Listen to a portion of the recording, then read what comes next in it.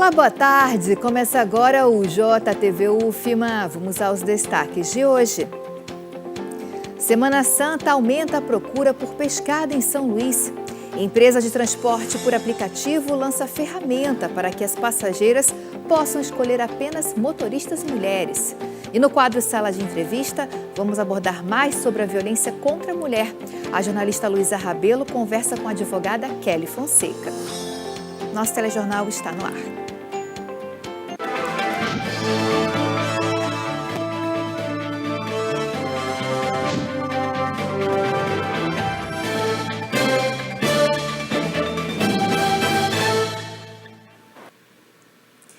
Quinta-feira, 2 de abril, o nosso telejornal de hoje começa destacando o aumento da procura pelo pescado nesta Semana Santa.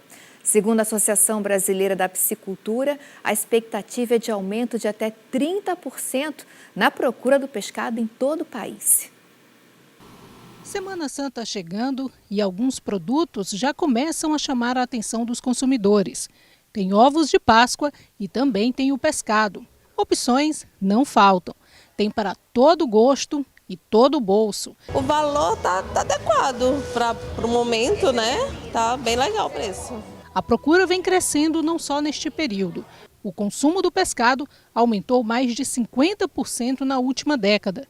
O destaque vai para a tilápia, que vem substituindo o bacalhau na mesa de muitos brasileiros, principalmente no período de Semana Santa.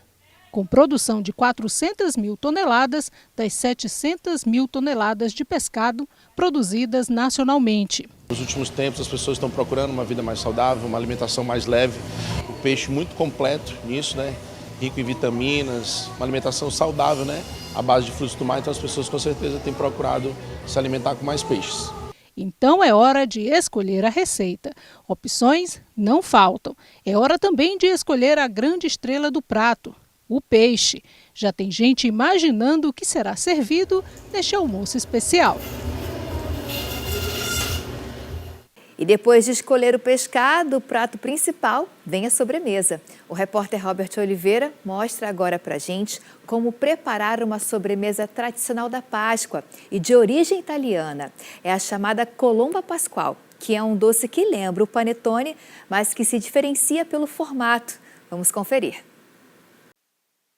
Diretamente da Itália, a colomba pascal é um doce que lembra o panetone, mas se diferencia pelo formato. Uma pomba, símbolo da paz, renovação e esperança, valores que representam a Páscoa.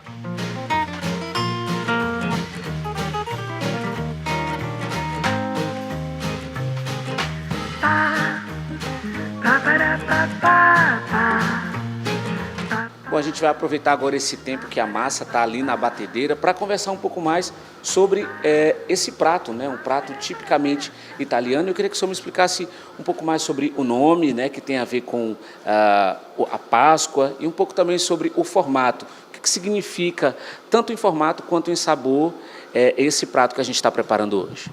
Então, para quem não conhece, a colomba pasqual, ela é uma receita típica italiana, mas muito presente aqui na mesa do brasileiro.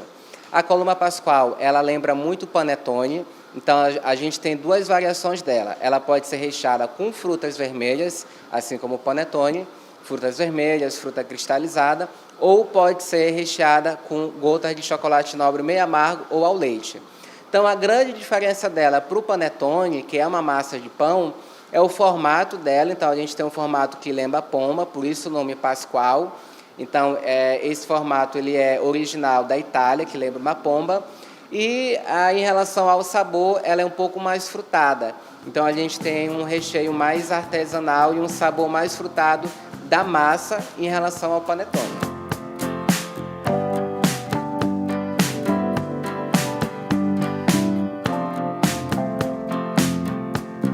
Uma tradição que une sabor e significado e que pode transformar qualquer mesa em um verdadeiro momento de celebração. É de dar água na boca, né? E essa reportagem você pode rever depois no YouTube da TV UFMA. E durante todo esse mês de abril, São Luís recebe a exposição Costura de Cores Ancestrais, a retomada, que revisita imagens de pessoas negras e indígenas na Amazônia, a partir de uma perspectiva contemporânea e crítica.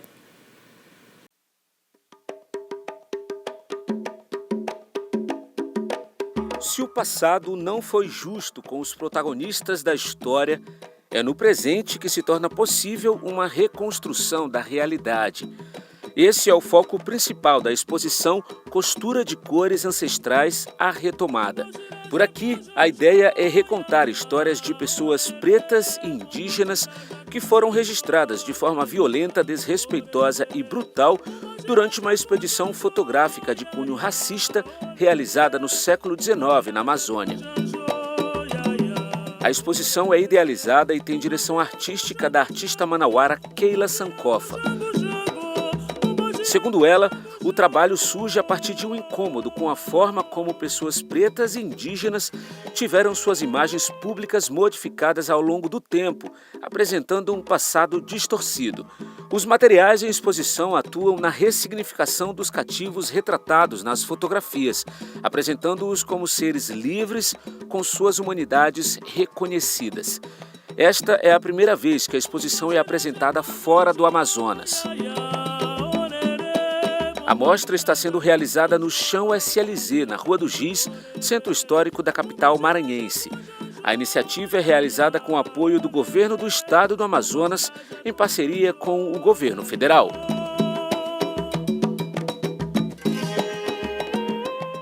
Nosso telejornal vai para o intervalo e volta já já.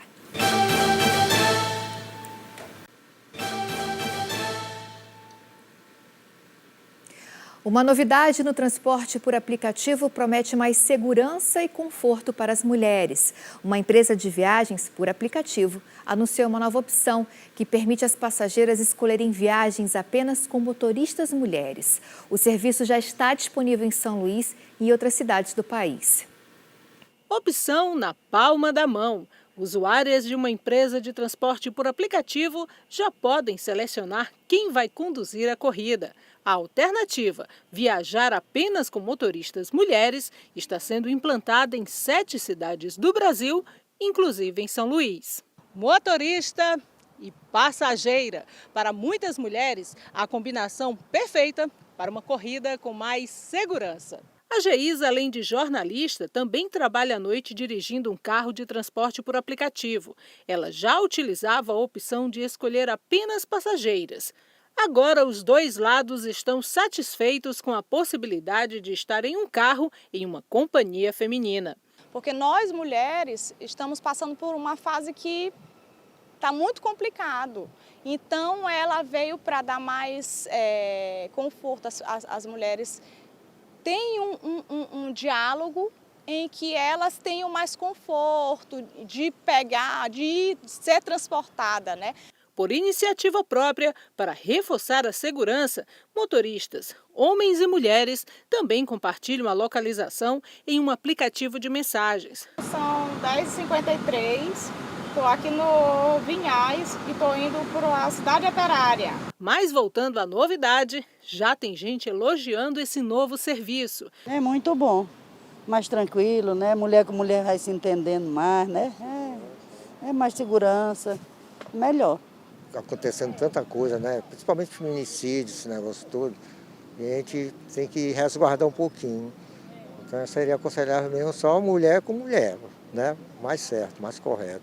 Aos poucos, passageiros e passageiras, condutores e condutoras vão entendendo melhor as regras. O importante é que todos e todas viajem com segurança e cheguem ao destino com tranquilidade. E ainda falando sobre a violência contra a mulher, vamos abordar mais sobre essa temática agora no quadro Sala de Entrevista. A jornalista Luísa Rabelo conversa com a advogada Kelly Fonseca.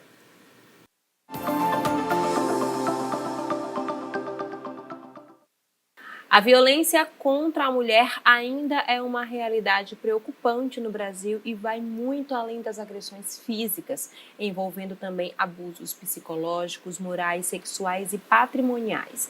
Para proteger as vítimas, existem as medidas protetivas de urgência, que podem ser solicitadas de forma rápida e, mais recentemente, até online. ampliando o acesso à proteção. Mas como essas medidas funcionam na prática e quais os avanços no enfrentamento a esse tipo de violência?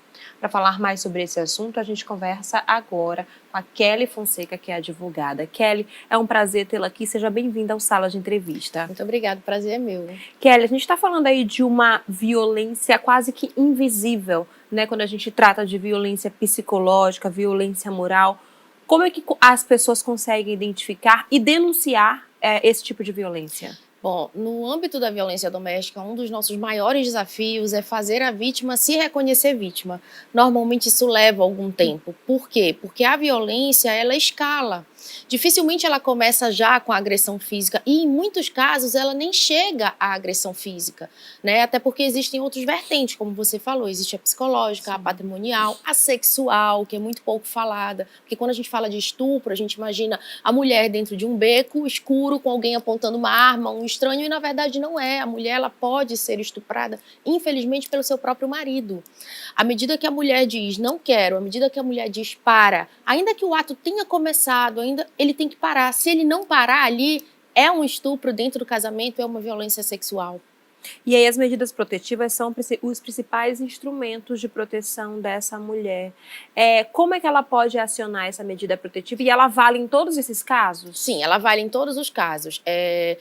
Como eu disse, o primeiro desafio é o reconhecimento da vítima, onde é importante a gente registrar que a violência não começa com grito, muito pelo contrário, a violência começa com silenciamento, com o apagamento, com o isolamento, com a pressão. A violência tem um ciclo. Ela tem um ciclo de tensão, ela tem que é o medo que a qualquer momento vai acontecer, você percebe que tem alguma coisa de errado, você já não consegue mais ser você. Você começa a se policiar no que vai falar, no que vai vestir, com quem vai falar, o que vai fazer, para que não gere a explosão. E aí acaba que, óbvio, a pessoa não consegue ficar presa dentro dela mesma, ela precisa ser ela, então em algum momento ela faz algo que desagrada o agressor e aí ocorre a explosão, em alguns casos. E aí depois dessa tensão vem a explosão, e aí depois da explosão vem a lua de mel, que é quando o agressor entende que passou dos limites e que a vítima vai se reconhecer vítima e vai fugir. Então começa aí a pressão para que não haja denúncia. Por isso que é muito importante que as pessoas em volta, que a rede de apoio esteja perto, observe e faça a denúncia. É importante registrar que vizinhos podem denunciar, síndicos podem denunciar, não só a vítima. E essa denúncia pode acontecer tanto pelo 180, que é o número direto para denunciar a violência, tanto pelo 190, que é a central da Polícia Militar, quanto a vítima pode ir até uma delegacia ou até uma DEAN, que é uma delegacia especializada. A vítima pode buscar o Ministério Público, dependendo dos locais. A gente sabe que o acesso à delegacia é um pouco mais difícil, mas normalmente a presença do Ministério Público é mais constante ali naquele local. Então pode procurar o Ministério Público, Defensoria Pública, enfim, a vítima ela precisa pedir ajuda. E aí a gente está falando de medida protetiva, como é que empresas, condomínios devem se portar quando uma pessoa, então, faz esse comunicado de que tem uma medida protetiva contra um agressor? Bom, antes de mais nada, a gente precisa deixar claro que a vítima precisa ser protegida antes de qualquer coisa. E a gente tem essa dificuldade em instituições corporativas, quando acontece do casal trabalhar junto, tanto com instituições religiosas, dentro de igrejas, enfim. Porque às vezes acontece da medida protetiva sair, inclusive proibindo o agressor de frequentar determinada igreja, determinado local onde o casal, por exemplo, assumia algum tipo de cargo, onde o casal trabalhava juntos. A gente sabe que existe casal que assume ali, né, algum serviço na paróquia e tudo mais. E aí, quando sai a medida protetiva, eu tenho casos, por exemplo, de medida protetiva que saiu tanto o afastamento do agressor do lar, quanto a proibição dele se aproximar, quanto a proibição dele frequentar determinada instituição religiosa, porque era um local em que a vítima é presença constante. E aí fica o grande desafio. Como que a igreja vai lidar com isso? Como que a empresa vai lidar com isso? Que é como você falou. E assim, não pode se perder de vista que a vítima precisa ser protegida e a justiça já fez o papel mais desagradável, digamos assim, que é a proibição. Então, a esses locais só cabe anunciar, informar. Há uma medida protetiva, você não pode frequentar esse lugar. E, infelizmente, se você frequentar, nós teremos que acionar a polícia. Só que nós enfrentamos muitas barreiras ainda para que as instituições se posicionem. O condomínio é legalmente obrigado a informar a polícia. Então, é uma função do síndico, à medida que ele tem conhecimento daquela violência, à medida que a violência ocorre nas áreas comuns do condomínio, porteiro, enfim, quem presenciar tem que fazer a denúncia. Porém, como você falou, quando sai essa medida protetiva e aí ela adentra em instituições, a gente encontra um grande desafio. Porque mesmo a justiça determinando, muitos lugares ainda se veem num constrangimento de proibir a entrada do agressor, quando na verdade não é aquele lugar que está proibindo, aquele lugar só está cumprindo uma determinação judicial. E quando esse agressor, então, ele desrespeita essa medida protetiva, o que é que pode acontecer com ele? Ser preso. Por quê? Desrespeitar, quebrar medida protetiva passa a ser um crime autônomo. Ou seja, é um outro crime. Além da agressão que resultou a medida protetiva, ele passou a cometer um outro crime. E esse crime é punível com prisão.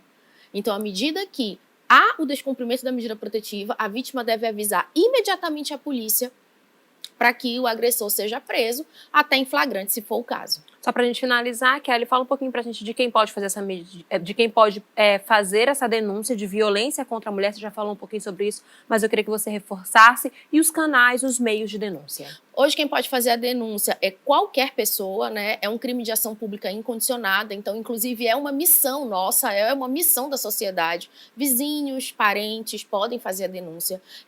A vítima precisa requerer essa medida protetiva, isso é um ato da vítima, mas a denúncia, qualquer pessoa que tenha ciência daquela violência não só pode, como deve fazer. Os canais são 180, que é o telefone direto para denunciar, 190, que é o telefone da polícia, delegacias, de modo geral, delegacias especializadas no enfrentamento à violência contra a mulher, que são as DEANs, Casa da Mulher Brasileira, é muito importante esse lugar, que é um lugar que centraliza toda uma dinâmica de proteção em relação à vítima. Defensorias públicas, Ministério Público, a gente sabe que em alguns lugares os acessos à delegacia e tudo mais é um pouco mais restrito, então a gente precisa ampliar esse olhar para a vítima poder ir ao Ministério Público, poder ir à Defensoria Pública, poder ir a um local que represente o Estado para que garanta aquela proteção que ela está precisando naquele momento. Kelly, obrigada por suas explicações. As pessoas precisando aí de uma orientação, como é que faz? Bom, tem o meu Instagram, né, Kelly Fonseca __. Lá tem todos os meus contatos, enfim, você consegue falar comigo por lá. É isso, Kelly. Muito obrigada por suas explicações. Imagina, eu que agradeço. Eu conversei com a advogada Kelly Fonseca sobre o enfrentamento à violência contra a mulher. Ana, eu volto com você. Obrigada, Luísa. Obrigada, advogada Kelly Fonseca. E o nosso telejornal termina por aqui. Mas você pode rever nossas reportagens e entrevistas no YouTube e no Instagram da TV UFMA. Acompanhe também um resumo com as principais notícias do dia no programa Destaques, JTV UFMA às 18h30. Uma ótima quinta-feira para você.